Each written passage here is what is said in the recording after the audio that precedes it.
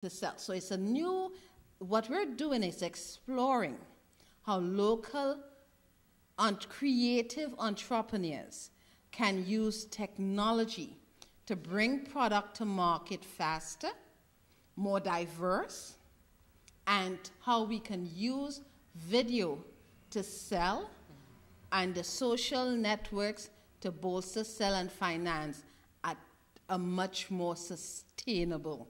So it is a mashup then between the production, the video, the distribution in the sense of... We're doing the entire product life cycle. And the fact is technology can do that. I can bring the entire life cycle within 2 weeks. But most local businesses are not doing that because of habit and because of culture. And if they are, like, they'll wait till the weather breaks to start to plan what they're going to sell at the next market, when that's not how it works. Okay. And so sustainable in the sense that it has to be cost effective. It also has to bring in profit. And what few realize is that most people go into market, by the time they're done, if they've made $300 profit, they've made a lot. Wow.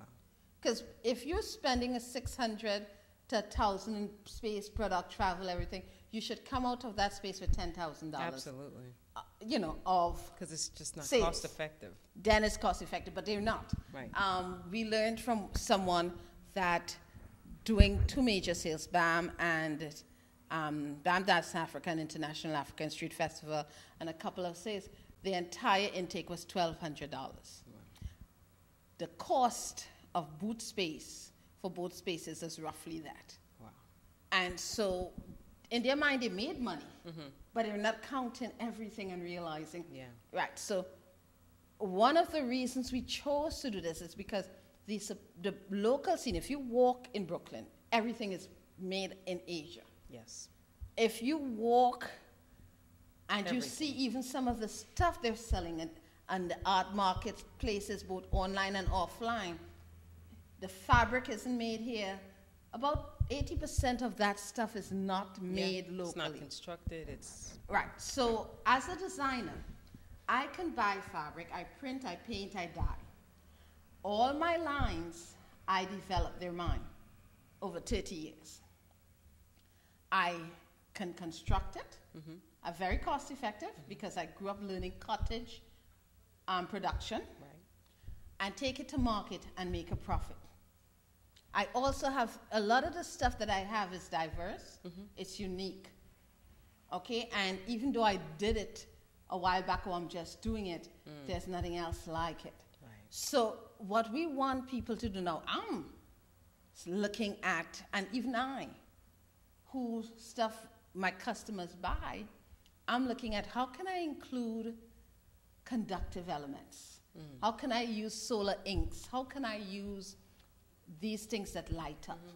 How can I include 3D printing? And I've designed a pick that is 3D printed and that's laser cut. And how can I make it possible and make it a much more exciting? Because when was the last time you went to market and was excited shopping? It's been a long time, really, seriously. Right. Usually you just tend to buy what you always buy because there isn't anything out there that will excite you that you're willing to try. And then you'll see a picture, you see a lot of, but we'll say, but I see great stuff on Facebook. And then you say, can you buy it in your size? It's not made in your size. Right. And the person who's making it cannot deliver it at a price you can afford. Exactly. So CopulateNYC is first and foremost, someone said, well, it takes longer. No, you need 2 weeks, you can bring a market. If somebody wants something, you can bring it to market in 2 days. Absolutely. So the idea is to get the creatives and together. Now, what is happening is I am an artist and I want to make a shirt. I usually go to a company that has a steady shirt and I print on that. The problem is that T-shirt cannot be worn by somebody who's willing to pay for the price of a T-shirt because it's not the right cut. Right. It's not. I don't wear T-shirts. Right. Women of between 35 and 65 spend money on clothing. They don't. Very few of them wear T-shirts or will wear a T-shirt or will buy a T-shirt at say $130 or $150. And if you're painting something, it needs to be about that. So absolutely. There you are hand painting something. It's got to be about the fit. Okay. So how can you get enough orders to do a run of prints? How can you, if you're not how can an artist and a designer work together to create a line that they both profit from? And many people, I'm like, I can't do that. Well, let me give you a story. When I moved from Brooklyn, from Manhattan, I was on the Upper East Side, to Brooklyn, there was a boutique downtown, and I decided I had a piece of fabric I wanted to sell. I had not really sold to a store before. I had always had my own, and so. And I put together this stuff, and I took it to the store, and she wanted it. She said, I showed it to her, and she said, Keisha Johnson. And I will always remember that because she was instrumental in changing how I perceived the relationship between the boutique owner and the artisan. She looked at me, and she said, how much do you want? And I gave her a price, and she said to me, can I make a proposal? She tried it on. She's a stylist, and this simple top suddenly took on 7 ways of wearing it. Wow. And which is all my clothing, and I don't style it. I just make it, and by the time it's done, the consumer owns it. So they can show me how and it evolves. And she said to me, I'm willing to give you the money for production. You organize the production. We split it 50-50. And most people say, no, I just want my, but I knew to listen. I'm a second generation, so before you make a decision, you listen and you to the entire proposal. Right. She said, I'm willing to give you 50-50. And I'm thinking, okay, that's not, well, it's about what I was going to sell. She said to me, I'm going to be able to sell it at $120. Which was way above what I saw the value for. Right. But she understood that because I worked on it, because I created it, hand-dyed it, etc., that the value was way more than I had perceived it to be. And she was in a position to get the value for it because she knew to sell. And she had a clientele who could afford to pay. So by that partnership, I gained, she gained. Here's the other thing. I hand dye extracted each piece. And I taught the salesperson there to do the dye extraction. Most artists tell me, I don't want to teach anybody because they'll take it from me and go sell it. My mom said to me, thank God the trees don't hold back their leaves because we'll take it. Okay. So I taught her, and a third person was able to gain income from this. Wow. This project is about putting our community to work. Yes.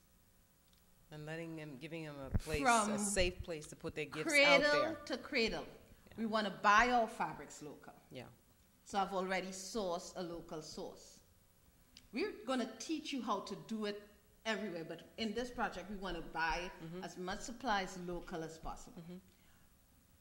We have people, we want to attract people who can design, who can draw, artists, painters, who can print, tie-dye. People who can manipulate fabric. If you are crafty, I'll be teaching some of that stuff.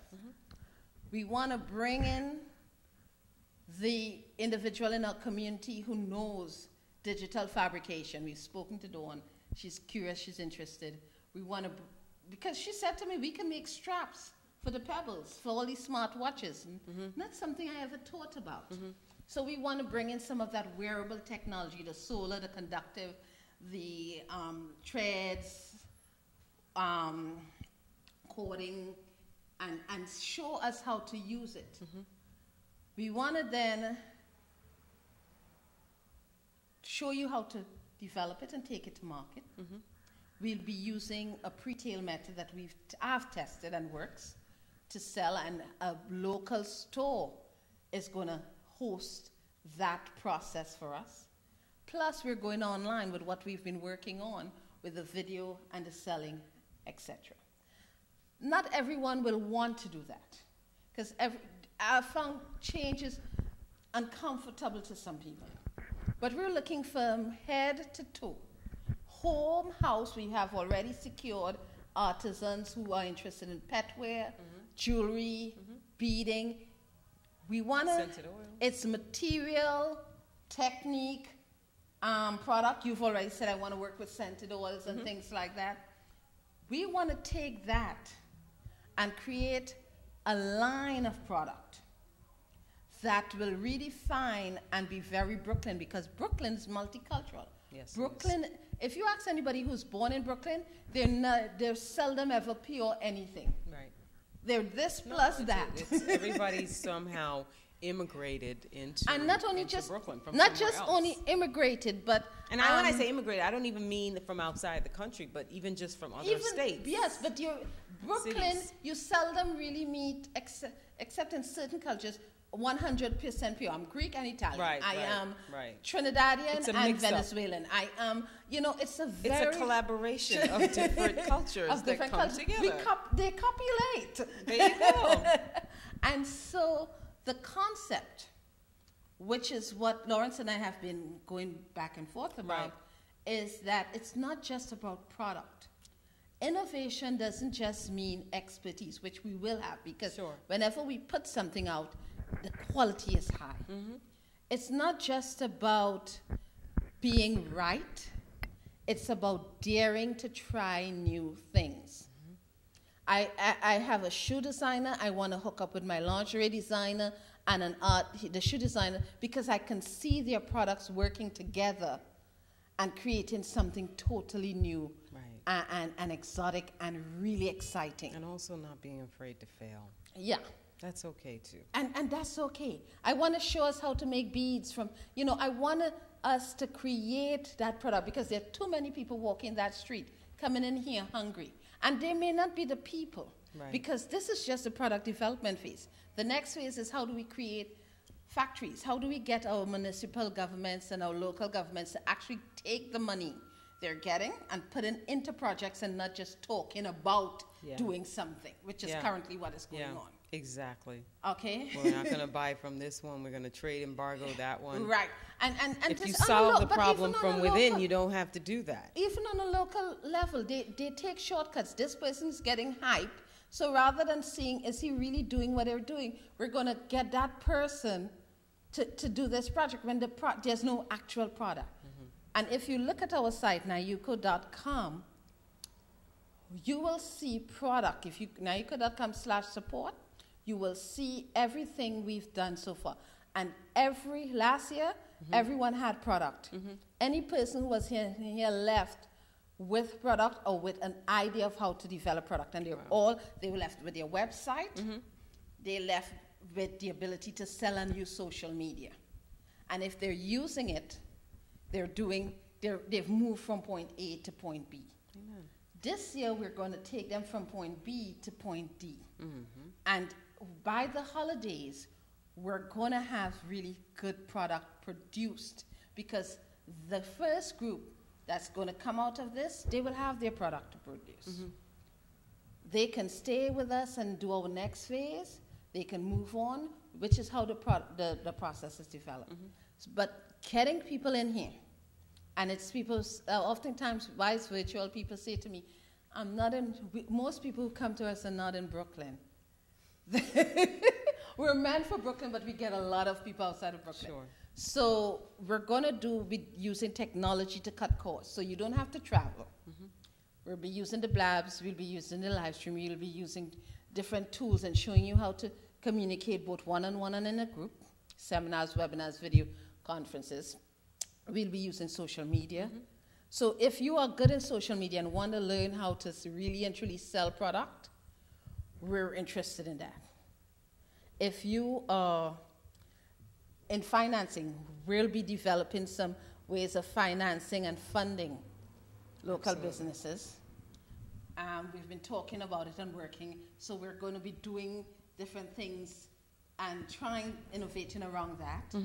And so Copulate New York is about getting together all the components of that life cycle management of what it takes and innovating around developing the local economy. Mm-hmm. If all you need is apply to a space, you can meet in your garage, you can meet in your living room. Mm-hmm. We'll show you how to design and work around that.